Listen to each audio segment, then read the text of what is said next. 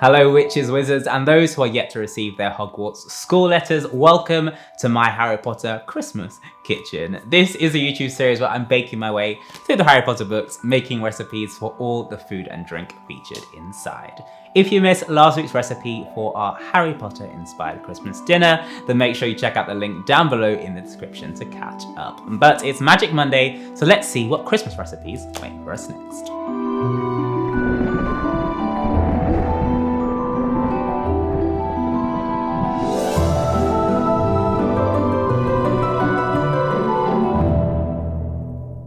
We are getting in the Christmas spirit here, so if you're looking for some festive ideas for your Harry Potter kitchen, then make sure you hit that subscribe button and click on the notification bell so you don't miss a thing when we work our way through the book. Speaking of which, let's get to the next festive recipe. Okay, so Harry is just working his way through his Christmas dinner, and I think we're about to hit the Christmas equivalent of the first Great Hall Feast. They found some fantastic magical Christmas crackers, which are a good laugh, lots of practical jokes in there, and I can see our next recipe. Flaming Christmas puddings followed the turkey. Things are about to get lit. For this recipe, you will need 500 grams of dried mixed fruit, 100 grams of vegetable suet, 100 grams of plain flour, 75 grams of golden caster sugar, and 50 grams of muscovado sugar, 125 grams of breadcrumbs, the zest of 1 orange, and a quarter teaspoon of mixed spice, 1 egg, 125 milliliters of milk, half a teaspoon of vanilla, and 2 tablespoons of rum. We're also going to decorate these with some cherries, pistachios, orange, and dates, and we're going to set these on fire with some extra rum. The Christmas pudding is another British classic and is perfect at this time of year, although sometimes I wish we could get them all year round. It is a super soft pudding that is filled with loads of fruit and usually spiked with alcohol. Now they can come in all shapes and sizes, but we're going to make these mini Christmas puddings so we can set each one on fire individually, and we're also going to decorate them with 4 different toppings inspired by our Hogwarts houses. So let me know in the comments which one takes your fancy. This Christmas pudding recipe is a super simple all-in-one method. First things first though, we're going to prepare our breadcrumbs by leaving some bread out for a day or 2 and then popping it into a food processor and blitzing it until it is nice and fine.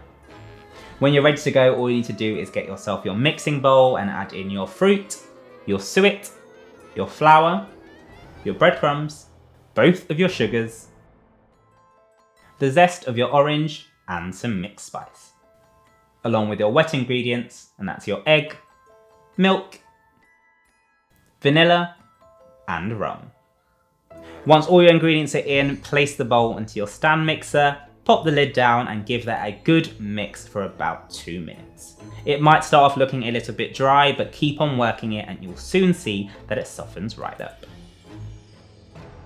Now, as I mentioned, for this recipe, we're going to make individual Christmas puddings. Now, you can make bigger ones if you want to feed the whole family. Just get yourself an oven-proof bowl and then pop it in there. But do be warned, it will take a lot longer to cook, sometimes up to 5 hours. These mini Christmas puddings will be done in 2 hours, and I'm also using my mini plastic Christmas pudding molds. So all you need to do is pop the lid on top and then steam them when you're ready. And better yet, if you're not ready straight away, you can pop them in the freezer or the fridge until you are. As we're going to add Hogwarts House inspired toppings into each one, we need to line them into the bottom of the molds. But first, we're going to give them a nice greasing with some butter. For the toppings, I have some cherries for Gryffindor, some pistachios and seeds for Slytherin, an orange for Hufflepuff, and some dates for Ravenclaw. Chop these up into nice bite-sized pieces and then place them into the bottom of each of your pots.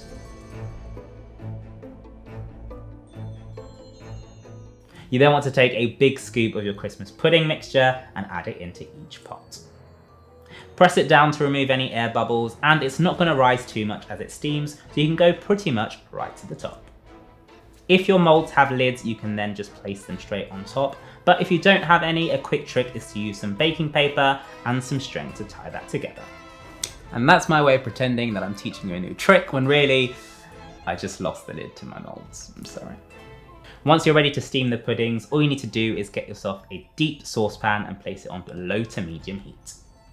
Add your puddings in along with some water about halfway up and then place the lid on top.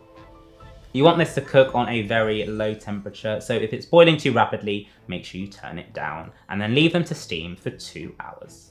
Now, as the book mentioned, these are gonna be flaming Christmas puddings, and that is the traditional way to serve your Christmas pudding, where you heat up some alcohol, set it on fire, and then pour it on top of your desserts just before you serve them. Obviously, there is gonna be a very hot flame, and we're not all witches and wizards, so unless you want to go to St. Mungo's, make sure you get an adult to help you. Once you're ready to serve, remove your puddings from the steamer and then tip them out onto your serving bowls.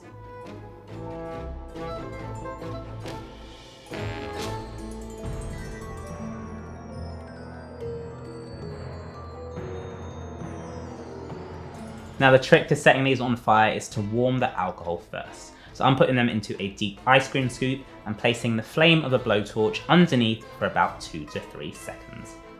If the alcohol is warm, it then makes it easier to light. So you want to take the flame and then carefully bring it to the top of the alcohol. It should catch straight away, and then moving as quickly as you can, pour the alcohol over your Christmas puddings.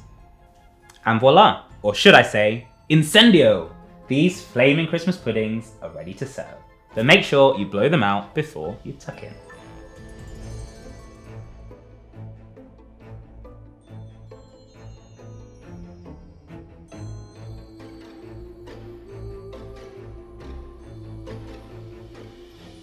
So there you go, a nice fiery recipe to warm you up this Christmas. Let me know down below in the comments which of our 4 Christmas pudding toppings is your favourite. That is all for this week's recipe, but if you want to see some more Christmassy treats coming up soon, then make sure you hit that subscribe button and click on the notification bell so you get an alert every Magic Monday when there is a brand new recipe. Have a magical week, and I'll see you then.